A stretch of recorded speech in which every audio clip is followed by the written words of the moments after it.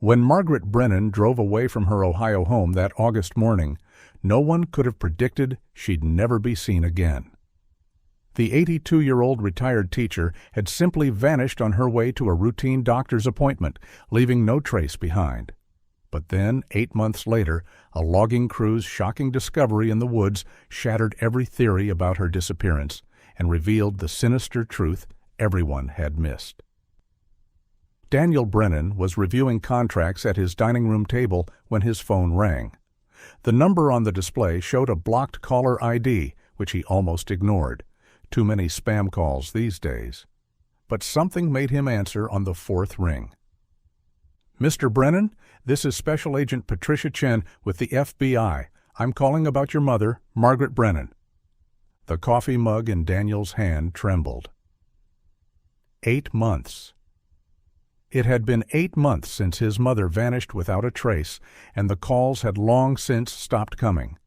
The local police had essentially given up after the first few weeks, classifying it as a voluntary disappearance. An elderly woman, recently depressed after her best friend's death, no signs of struggle. They'd made their assumptions clear. "What about her?" Daniel's voice came out hoarse. "Sir, I need you to come to Blackwood National Forest. A logging company made a discovery this morning that we believe is connected to your mother's case. Are you able to drive here now?" "Is she—" He couldn't finish the question. "We found her vehicle, Mr. Brennan. I'd prefer to discuss the details in person. Can you meet us at the ranger station off Route 47? Daniel was already grabbing his keys. "I'll be there in 40 minutes. The drive to Blackwood felt both endless and too quick. His hands gripped the steering wheel as his mind raced through possibilities. They'd found the car. After 8 months of nothing, no credit card activity, no phone pings, no sightings, they'd finally found something.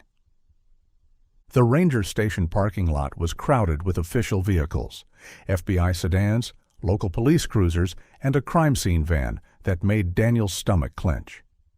Agent Chen met him at the entrance, a woman in her 40s with sharp eyes and a professional demeanor that somehow managed to convey sympathy.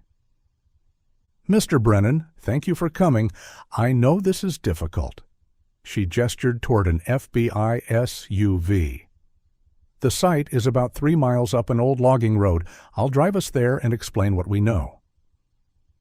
As they bumped along the rough forest road, Agent Chen filled him in.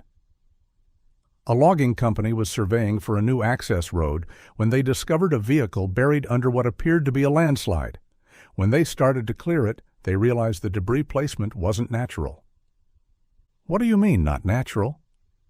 "The logs and debris were arranged deliberately, Mr. Brennan. Someone went to significant effort to conceal this vehicle. When the crew saw it was a car underneath, they immediately called us." They rounded a bend, and Daniel saw the scene. Yellow tape cordoned off a section of forest where massive logs had been pulled aside. FBI technicians in protective gear worked methodically around a red sedan that sat partially buried in mud and forest debris. Even from a distance, even caked with dirt and damaged by months of exposure, Daniel recognized his mother's 2018 Toyota Camry. His legs felt weak as he exited the SUV. That morning, 8 months ago, rushed back with painful clarity. He'd stopped by her house for their regular Tuesday breakfast, but she was already preparing to leave. "Doctor's appointment," she'd said, gathering her purse. "Just routine blood work. These old bones need more maintenance than they used to."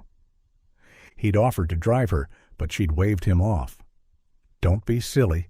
It's a beautiful morning, and I need to stop at the pharmacy afterward." She'd been wearing her favorite cardigan, the charcoal one he'd given her for Christmas, over a bright pink shirt. Always a splash of color, even for routine errands. Their neighbor, Mrs. Patterson, had seen her loading Molly, her small black terrier, into the car around 10 a.m. Margaret had called the doctor's office at 10:15 to say she'd be running late due to construction on Maple Street. The receptionist remembered the call clearly because Margaret had been apologetic about the delay. She never arrived. Molly was found that evening wandering near the house, suggesting Margaret had either returned briefly or let the dog out somewhere nearby. But Margaret herself had vanished completely, along with her car, as if the earth had swallowed them both. Now, staring at the mud-caked vehicle being photographed from every angle, Daniel understood that's essentially what had happened. Someone had tried to make his mother's car disappear into the forest floor. "Mr. Brennan," Agent Chen said gently, leading him closer to a table where evidence bags were laid out. "We've recovered several personal items from the scene. I need you to identify them, if you can." The first bag contained a leather purse, water-damaged, but unmistakably his mother's, the Coach bag he and Rebecca had given her for her 80th birthday. Inside, visible through the clear plastic, was her wallet, still containing her driver's license. Margaret Brennan's face smiled back at him from the small photo, frozen in time. The second bag held jewelry, a gold watch with a stretchy band that she wore every day. Her wedding rings, she'd never stopped wearing them in the 15 years since his father's death. A small gold necklace with a pendant that read, "World's Best Grandma," though Daniel and Rebecca had never been able to give her grandchildren. "This is all hers," Daniel confirmed, his voice thick. "But I don't understand. Why here? This is 20 miles from town, nowhere near the doctor's office or any route she would have taken." Agent Chen's expression was grim. "That's what we're investigating, Mr. Brennan. The concealment, the location, the deliberate nature of how the vehicle was hidden. None of this is consistent with an accident or voluntary disappearance. We're treating this as a crime scene." Daniel stared at the ruined car, at the massive logs that had hidden it for 8 months, at the evidence of his mother's last moments laid out on a folding table in the middle of the forest. Someone had done this. Someone had taken his mother and gone to extraordinary lengths to hide what they'd done. "What happens now?" he asked. "We continue processing the scene. We'll need a full statement from you about that last morning, any concerns your mother might have mentioned, anyone who might have wished her harm." Chen paused. "And Mr. Brennan, I have to ask, is there anyone you can think of who had access to your mother's daily routine? Someone who would have known she'd be alone that morning?" The question hung in the air as Daniel watched technicians carefully document every detail of his mother's hidden grave.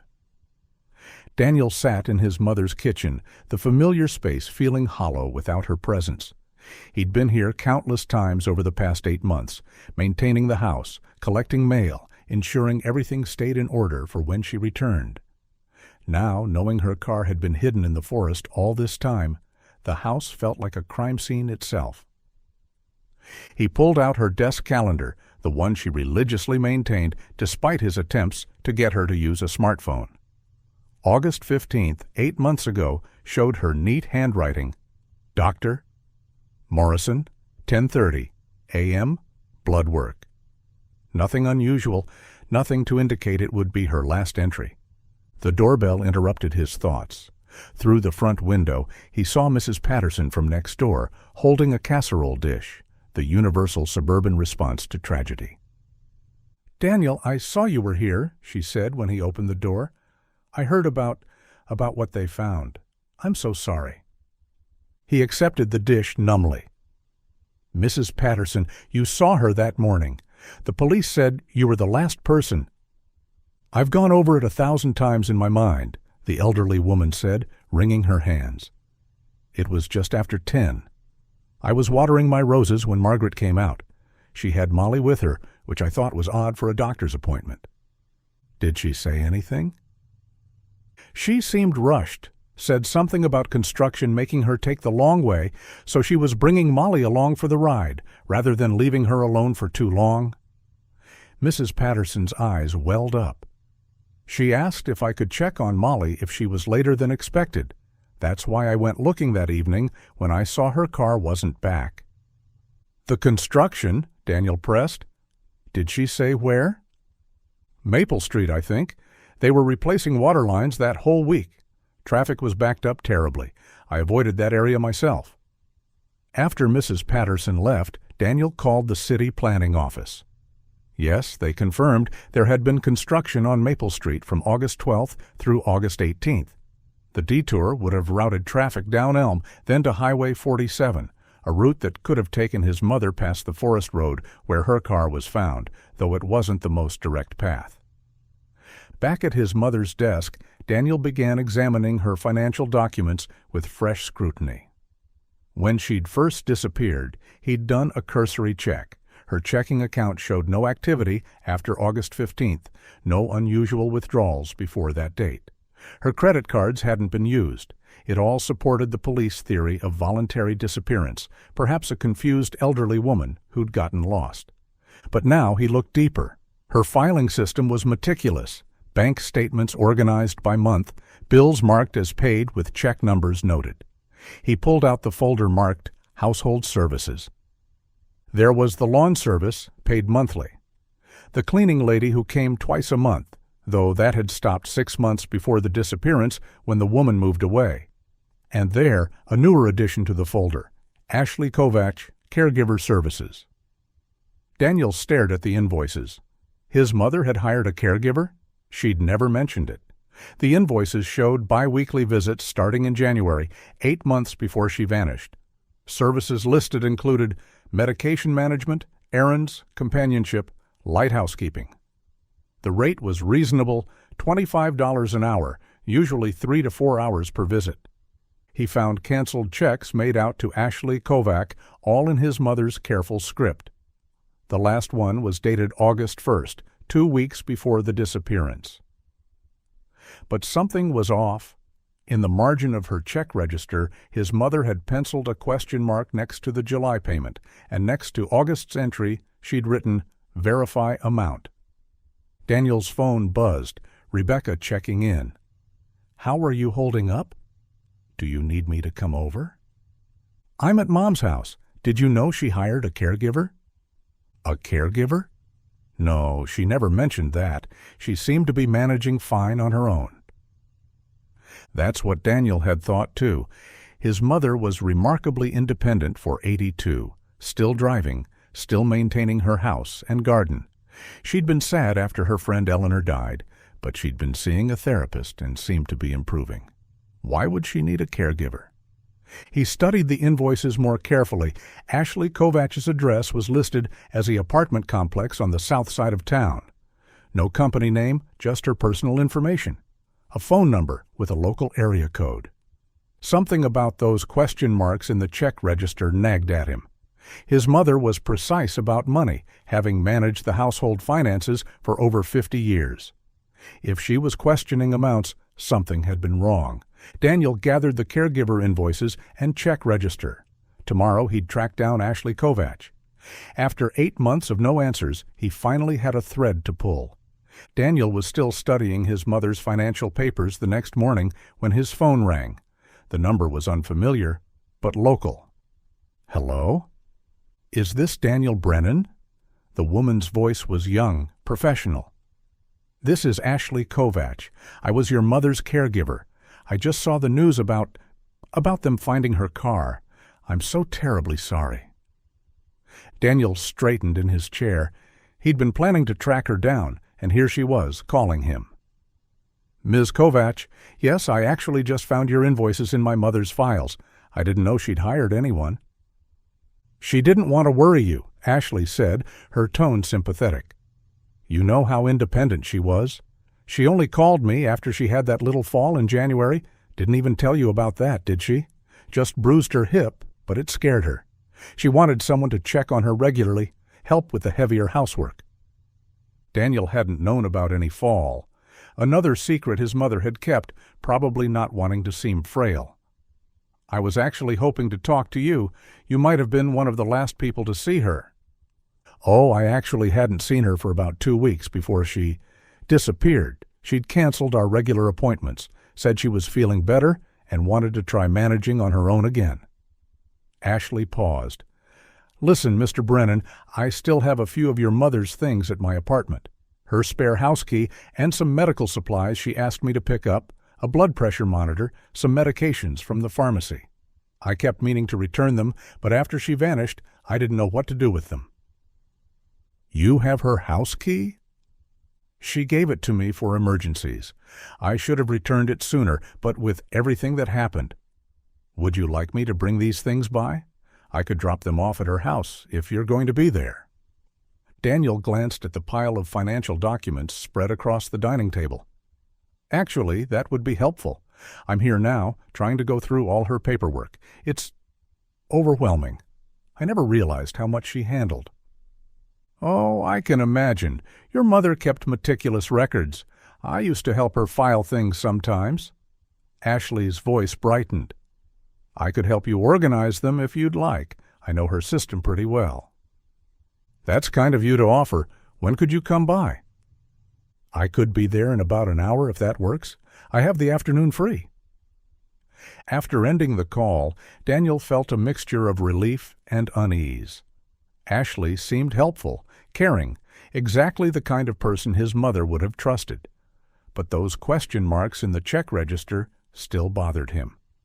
An hour later, a silver Honda Civic pulled into the driveway. Ashley Kovacs was younger than Daniel had expected, late 20s, with blonde hair pulled back in a professional ponytail.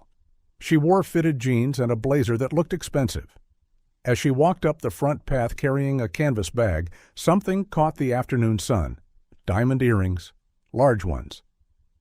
"Mr. Brennan," she said, extending her hand. "I'm so glad to finally meet you, though I wish it were under better circumstances." Her handshake was firm, confident. Up close, Daniel noticed her designer handbag, the Rolex on her wrist. For someone charging $25 an hour for caregiver services, she seemed to be doing remarkably well. Inside, Ashley pulled items from her bag, the blood pressure monitor still in its box, several prescription bottles, and a single key on a keychain with a small butterfly charm. "Your mother loved butterflies," Ashley said, noticing his gaze. She had that beautiful garden out back with all the butterfly bushes. It was true, such a specific detail that only someone who'd spent time here would know. Daniel felt ashamed of his momentary suspicion about her jewelry. Maybe she had family money or another job. Ashley looked at the papers covering the dining table. "Oh my, you really do have your work cut out for you. Your mother kept everything so organized, but I imagine it's still overwhelming if you don't know her system." "Especially the financial stuff," Daniel admitted. "I'm not even sure what I'm looking for." Ashley moved closer to the table, scanning the documents. "She was worried about money those last weeks, you know. Kept asking me if I thought she was being overcharged for things, if her utilities seemed high. I told her everything looked normal to me, but she seemed anxious about it." Daniel frowned. "Worried about money? Mom had an excellent pension from teaching, plus Dad's life insurance and their investments. She was very comfortable." "Oh, I'm sure you're right," Ashley said quickly. "Maybe I misunderstood. She might have just been double-checking things. You know how careful the older generation is about waste." But Daniel's mother had never worried about money in her life. His father had been a successful insurance agent, and they'd lived well below their means. The house was paid off decades ago. She donated generously to charities, never haggled over prices, and had often said her biggest financial concern was figuring out how to spend it all before she died. "Here," Ashley said, beginning to sort papers into piles. "Let me help you get this organized. Medical receipts here, utilities here, bank statements here. Your mother taught me her filing system. She was very particular about it." Daniel watched as Ashley efficiently categorized documents, her manicured nails, another expensive detail, moving quickly through the papers. She did seem to know the system, but something felt off about her claim that his mother had been worried about money. It was so completely out of character. Still, Ashley was here, helping, being kind. And she had worked for his mother for months. Surely Margaret Brennan, who'd spent 40 years as a teacher reading people, would have sensed if something was wrong with her caregiver. Wouldn't she? For the next hour, Ashley worked beside Daniel, sorting through years of his mother's careful record-keeping. She was efficient, helpful, occasionally sharing small anecdotes about Margaret that rang true. How she insisted on using her good china for their tea during visits. how she'd fret over her tomato plants during dry spells. "Your mother was such a lovely woman," Ashley said, reaching for another stack of papers. "Some of my other clients could be difficult, but Margaret always treated me like family." Daniel glanced at her again, noting a tennis bracelet that caught the light as she moved. He'd priced similar ones when shopping for Rebecca's birthday, at least $3,000. He pushed the thought away. Maybe Ashley had a wealthy boyfriend or came from money. It wasn't his business. "These other clients," he said, trying to make conversation, "are they all elderly?" "Oh, yes, I specialize in elder care. I have just a small group, 3 or 4 at a time. I like to keep it personal, you know, build real relationships." She smiled warmly. "Your mother actually referred me to her friend Mrs. Chen down the street. Such a sweet lady." Daniel knew Mrs. Chen, another retired teacher who'd worked with his mother. He made a mental note to check on her, see if she was all right. As they worked, Ashley seemed increasingly interested in the financial documents. "Oh, here's her investment portfolio summary," she said, pulling out a Fidelity statement. "I remember she was always checking these, worried about market volatility affecting her retirement." Another lie. His mother had once told him she never looked at her investment statements, trusting the conservative allocation her financial advisor had set up years ago. "The market goes up, the market goes down," she'd said. "At my age, why worry?"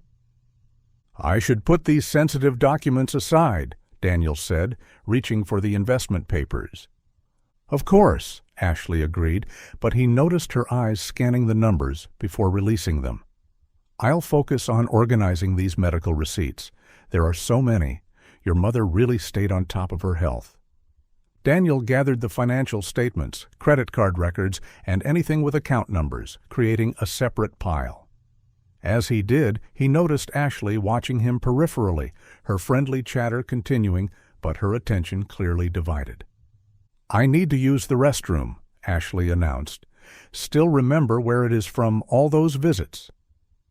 While she was gone, Daniel felt an uncomfortable sensation, like something was crawling up his spine. He looked at the expensive jewelry again, thought about the lies about his mother's financial concerns. His mother had been a teacher for 40 years. She could read people like books. If she'd put those question marks next to Ashley's payments, there was a reason. He heard footsteps upstairs, odd since the bathroom was on the main floor. What was Ashley doing up there? Daniel moved quietly to the staircase, listening. The floorboards in his mother's bedroom creaked, the sound of drawers opening. Moving quickly but silently, Daniel climbed the stairs. He found Ashley in his mother's bedroom, standing by the nightstand, several papers in her hand. "What are you doing?" he asked. Ashley spun around, startled but quickly recovering. "Oh, you scared me. I remembered your mother kept some important papers up here. She showed me once when she was worried about—" "I asked you to stay with the medical receipts?" "I was just trying to help." Ashley's tone shifted, becoming defensive. "Your mother often had me help her find important documents. I thought I could save you some time." Daniel looked at the papers in her hand. One appeared to be a handwritten list, account numbers, passwords. His mother's master list for online banking, which she kept hidden in her nightstand drawer. "Please put those down," he said coldly. Ashley set the papers back on the nightstand, her friendly mask slipping for just a moment. Something flashed in her eyes. Frustration? Anger? Then the pleasant smile returned. "I'm sorry, I overstepped. I was just so used to helping Margaret with everything." They returned downstairs in uncomfortable silence. Ashley gathered her things quickly. "I should go. I can see this is difficult for you, having a stranger in your mother's space." "Thank you for returning her things," Daniel managed, his mind racing. After she left, Daniel went straight back to his mother's bedroom. The master list was where Ashley had placed it, but several other drawers had clearly been disturbed. His mother's jewelry box had been moved slightly. Nothing seemed to be missing, but someone had definitely been searching. Then he noticed the closet door was ajar. Inside, barely visible behind hanging clothes, was his mother's safe. She'd shown it to him once, made sure he knew the combination in case something happened to her. The digital display was dark, normal, but when Daniel touched the keypad to activate it, an error message appeared. Access denied. 3 incorrect attempts. Key override required. His blood ran cold. The safe would only show this message if someone had tried and failed to open it 3 times in succession. The attempts were recent, within the last hour, based on the system timeout. Only one person had been upstairs alone. Daniel's hand shook as he reached for his phone. Ashley Kovach hadn't just been his mother's caregiver. She'd been stealing from her, or trying to. The questioned payments in the check register suddenly made perfect sense. His mother had discovered something was wrong. He started to dial 911, then hesitated. What would he say? That his mother's former caregiver had tried to open a safe? Ashley could claim his mother had asked her to access it months ago. He had no real proof of current wrongdoing. But he knew, with the same certainty he'd felt when Agent Chen showed him the deliberately hidden car, that Ashley Kovach was connected to his mother's disappearance. The woman who'd sat in this house drinking tea with his mother, gaining her trust, had been stealing from her. And when Margaret had started questioning the payments, putting those careful marks in her check register, a sound from downstairs made Daniel freeze. A splintering crack, then the back door. He heard the distinctive creak of those old hinges. He'd locked it after Ashley left, he was certain. Moving as quietly as possible, Daniel crept to the top of the stairs. He could hear movement in the kitchen, drawers being opened. Not the careful sounds of someone trying to be stealthy, but quick, urgent searching. His phone was in his hand. He should call the police. But the sounds were moving closer to the staircase, and if he spoke, whoever was down there would hear him. Daniel looked around desperately for something to defend himself with. His mother's brass reading lamp, heavy, substantial. He gripped it like a club and started down the stairs, trying to remember which steps creaked. The sounds from the kitchen had stopped. Either the intruder had found what they were looking for, or they'd heard him.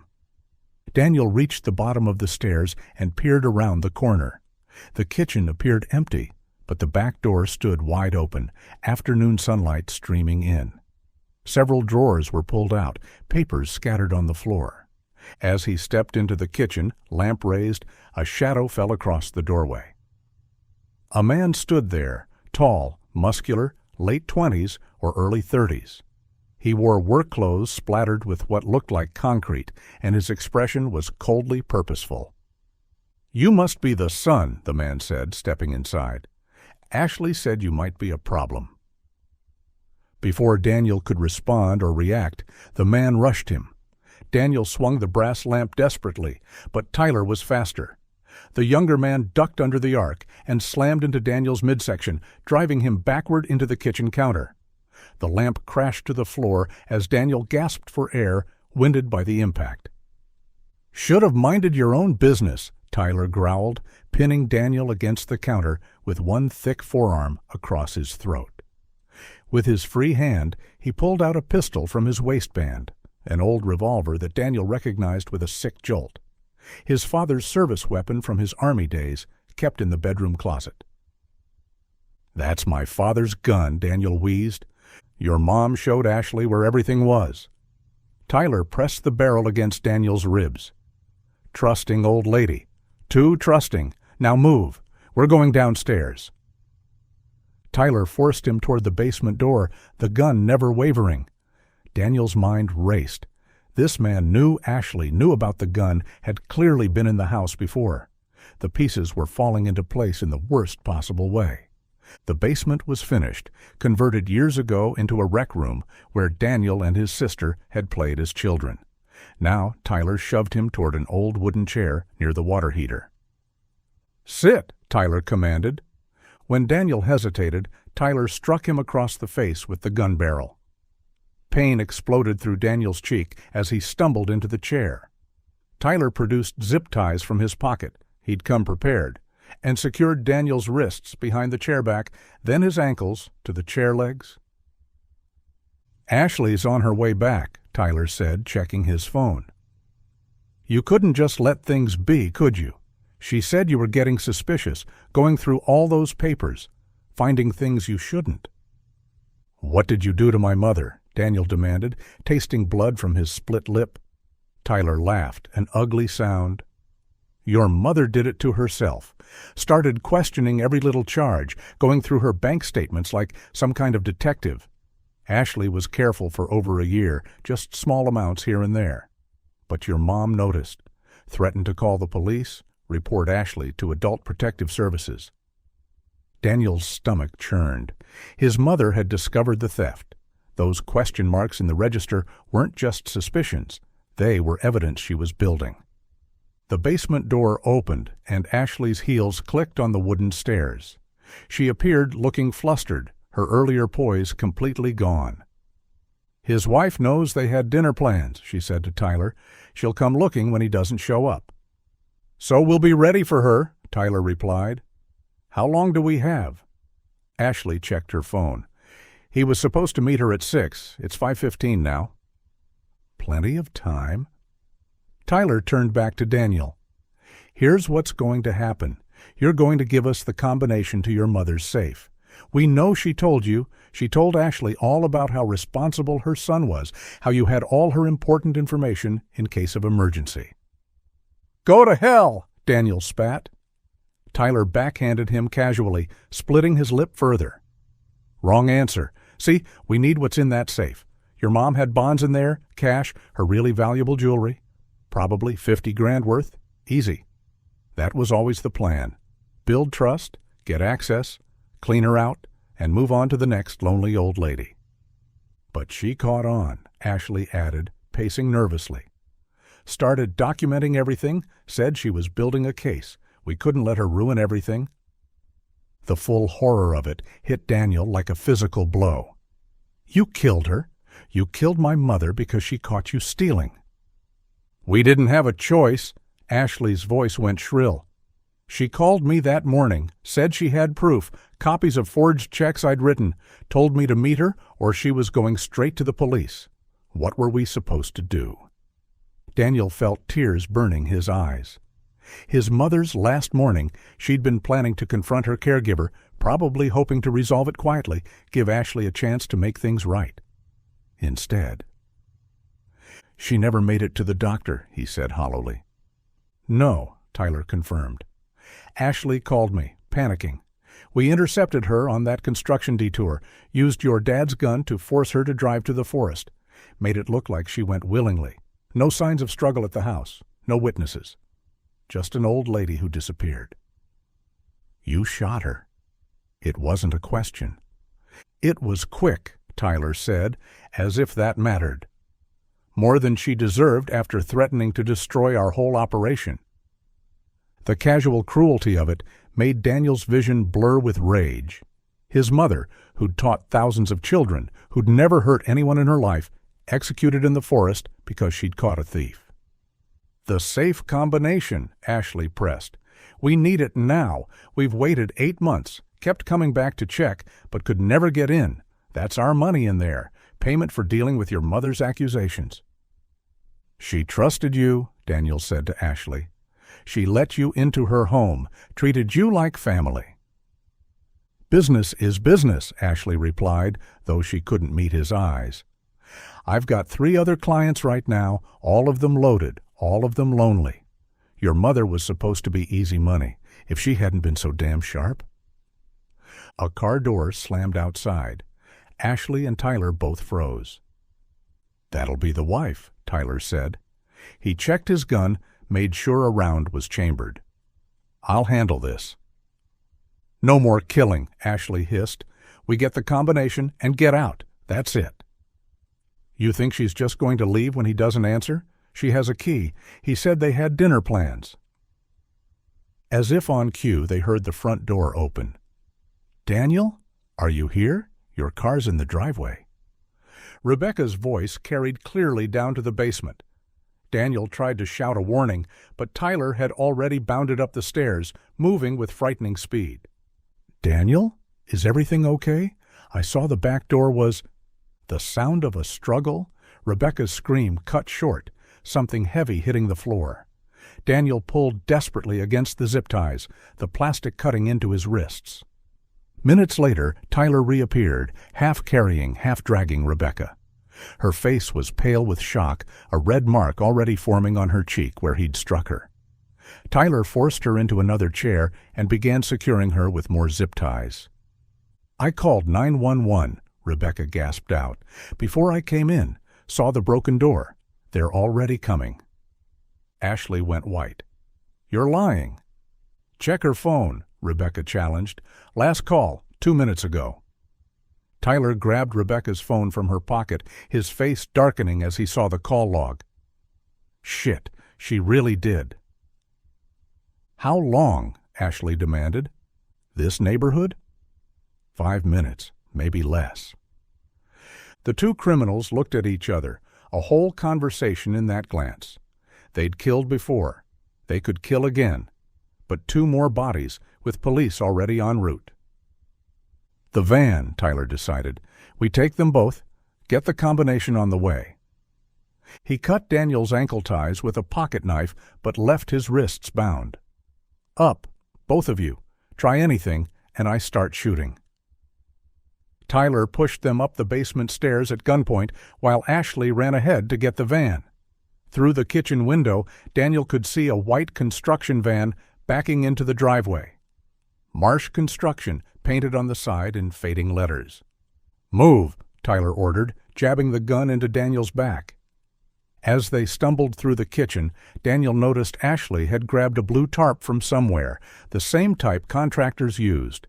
His stomach turned as he realized what it was for. They weren't planning on driving them anywhere alive. Rebecca must have had the same thought. "They're going to kill us anyway," she said to Daniel, "just like your mom."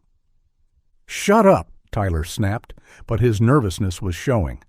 In the distance, they could hear sirens, still faint but growing louder. Ashley threw open the van's rear doors. The cargo area was empty except for tools and more blue tarps. "Get them in! Hurry!" Tyler shoved Rebecca in first, then Daniel. The metal floor was cold through Daniel's shirt as Tyler climbed in after them, keeping the gun trained on them while Ashley slammed the doors. "Where?" Ashley called from the driver's seat. "The same place," Tyler replied. "Miller's Mine. No one goes there." The van lurched into motion, tires squealing as Ashley accelerated out of the suburban neighborhood. Daniel and Rebecca slid across the floor with their hands bound, unable to brace themselves. "The combination," Tyler demanded, steadying himself against the van wall. "Give it to me now, and maybe this goes easier." "If I tell you, you'll kill us immediately," Daniel said. "You're dead either way. This just determines how much you suffer first." The sirens were louder now, and Ashley was driving erratically, taking corners too fast. Through the small window between the cargo area and cab, Daniel could see her checking the mirrors constantly. "They're tracking my phone," Rebecca said suddenly. "I have location sharing with my sister. She can see where I am." Tyler's face darkened. He grabbed Rebecca's phone from his pocket and powered it off. "Not anymore." But Rebecca smiled grimly. "Turning it off doesn't matter. They can still ping the last tower it connected to. And 911 calls are recorded. I told them about the break-in, that I was at Margaret Brennan's house. They'll know exactly where to look." "She's lying," Ashley called back, but uncertainty colored her voice. "No, she's not," Daniel said, playing along with Rebecca's gambit. "Cell tower triangulation. They're probably setting up roadblocks right now." Tyler struck him with the gun butt, but the blow lacked force. The man was rattled.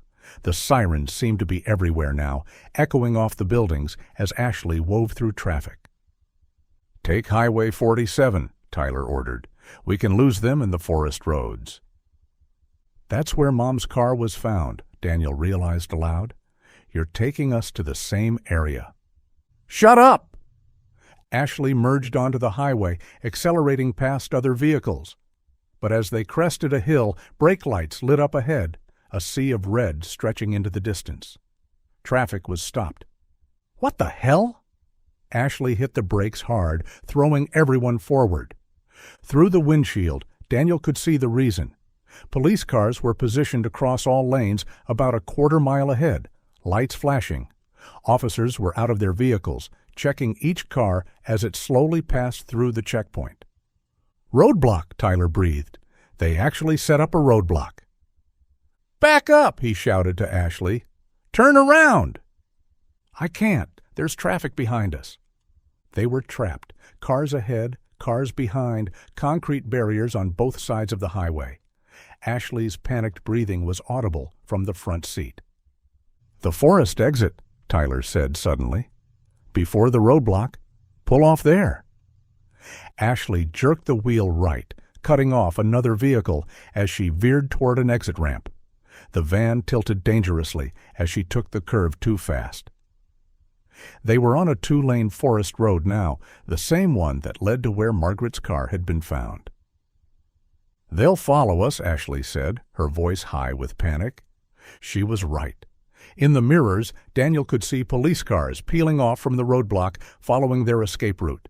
The van's engine strained as Ashley pushed it harder, but it was built for hauling materials, not high-speed chases. "There!" Tyler pointed to a dirt road branching off. "Take it." Ashley yanked the wheel, and the van fishtailed onto the forest track. Trees pressed close on both sides, branches scraping against the vehicle. The police sirens were getting closer. "It's over," Rebecca said calmly. "You can't outrun them in this thing. Let us go, and maybe they don't shoot you." "Shut up!" Tyler was losing control, waving the gun wildly. This wasn't supposed to happen. It was just supposed to be easy money from old people who had more than they needed. The dirt road ended abruptly in a small clearing. Ashley slammed on the brakes, the van sliding to a stop just feet from a massive pine tree. Through the front window, Daniel could see they were trapped, dense forest on all sides, no way forward. Behind them, police cars were pulling into the clearing, forming a semicircle. Officers emerged using their doors as shields, weapons drawn. "Tyler Marsh, Ashley Kovach," the voice boomed from a police megaphone. "Exit the vehicle with your hands visible." "What do we do?" Ashley was crying now, mascara running down her cheeks. "Tyler, what do we do?" Tyler looked at the gun in his hand, then at Daniel and Rebecca, finally at Ashley. For a moment, Daniel thought he might start shooting, go down fighting rather than face justice for Margaret's murder. Then more police cars arrived, FBI vehicles, a SWAT van. The clearing filled with law enforcement, all focused on one battered construction van. "It's done," Tyler said quietly, defeat in his voice. He set the gun on the van floor. "We're done." "Exit the vehicle now," the megaphone commanded. "Hands where we can see them." Ashley opened her door first, hands shaking as she raised them. Officers moved in immediately, pulling her to the ground. Tyler followed, tossing the gun out before emerging with hands high. As soon as the criminals were secured, officers rushed to the van's rear doors. Daniel had never been so relieved to see uniformed police in his life. They cut the zip ties, helped him and Rebecca out into the fading daylight. "Are you hurt?" An EMT was there immediately, checking them over. "We're okay," Daniel managed, though his legs were shaking. "They killed my mother. They confessed. She caught them stealing, and they killed her." "They're both going away for a very long time," an FBI agent said. Daniel looked over at where Ashley and Tyler were being loaded into separate police cars. Ashley was sobbing, all her poise gone. Tyler stared straight ahead, his face blank. 8 months of questions, of not knowing what happened to his mother, and it came down to simple greed. A caregiver who saw an opportunity and a boyfriend willing to kill to protect their scheme. The fluorescent lights in the police station interview room cast harsh shadows across Tyler Marsh's face. He sat shackled to the metal table, his construction worker bravado completely evaporated. Across from him, FBI Special Agent Chen and Detective Rodriguez waited with digital recorders running. Daniel watched from behind the one-way glass, Rebecca's hand gripping his. They'd been treated for minor injuries and given their statements, but Daniel had asked to observe the formal interrogation. He needed to hear everything, needed to know where his mother was. "We've already got you on kidnapping and attempted murder," Agent Chen said calmly. "Your girlfriend Ashley is in the next room telling us everything. You might as well give us your version." Tyler's jaw worked silently for a moment. His lawyer, a tired-looking public defender, whispered something in his ear. "I want a deal," Tyler finally said. "I tell you everything, you take the death penalty off the table." "Tell us where Margaret Brennan's body is first," Detective Rodriguez countered. "Then we'll discuss deals." Tyler slumped in his chair. "Miller's Mine, the old copper mine off Forest Service Road 12, about 10 miles past where we dumped her car." Daniel felt his knees weaken. 10 miles. His mother had been 10 miles from where they'd searched for 8 months. "She's in the main shaft," Tyler continued, his voice flat. "About 60 feet down. We weighted the body with concrete blocks from my construction site." "Why hide the car separately?" Agent Chen asked. "That was Ashley's idea. She said if the car was ever found, police would search that immediate area. So we dumped Margaret in the mine first, then drove back and buried the car 5 miles away. Used my equipment, backhoe, front loader. Piled those logs up to make it look like an old landslide. Figured no one would disturb it for years." "Walk us through August 15th, Rodriguez prompted. Tyler rubbed his face with cuffed hands. "Ashley called me around 10:30, freaking out. Said the old lady had confronted her about forged checks, threatened to call the cops. Margaret had told Ashley to meet her at the house or she'd go straight to the police. But Margaret never made it home. Number Ashley had a key, let herself in. Found the old man's gun in the bedroom closet. Ashley knew where everything was in that house.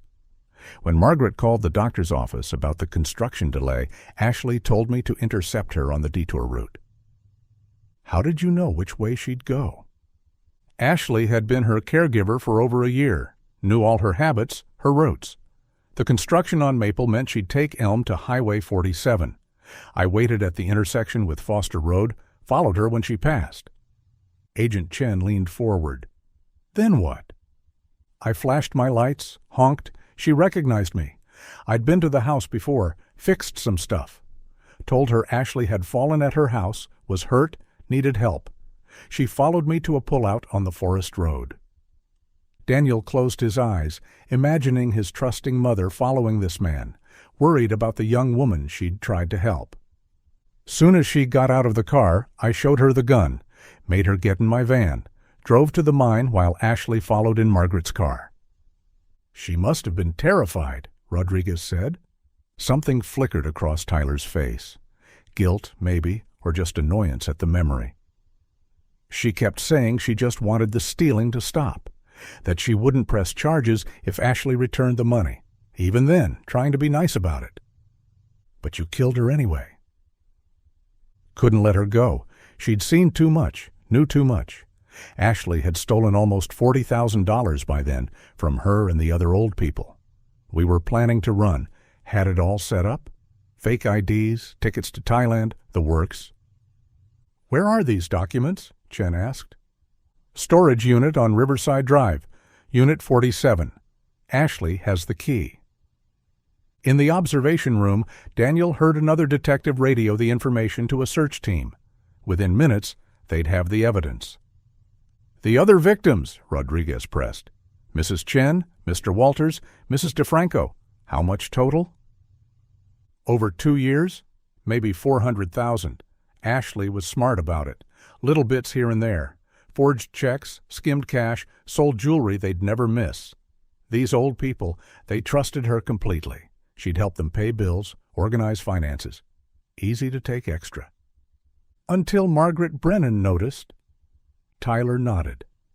"That woman was sharp. Started matching her bank statements against receipts, found checks she didn't remember writing. Ashley tried to gaslight her, make her think she was getting confused, but Margaret wasn't buying it."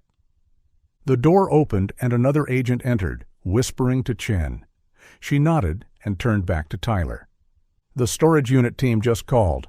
They found the fake passports, plane tickets dated for 2 weeks from now, and approximately $200,000 in cash. Also found Margaret Brennan's checkbook and credit cards you'd been holding on to. Tyler's lawyer whispered urgently in his ear again, but Tyler waved him off. "Look, I'm done lying. Yes, we killed her. Yes, we were robbing old people. Yes, we were going to run. Ashley can cry and blame me all she wants, but she was the mastermind. I just did the dirty work." "One more thing," Chen said. "Why keep targeting elderly clients after Margaret's murder? Why not run immediately?" "Needed more money. Thailand's expensive if you want to disappear properly. And Ashley said no one suspected us.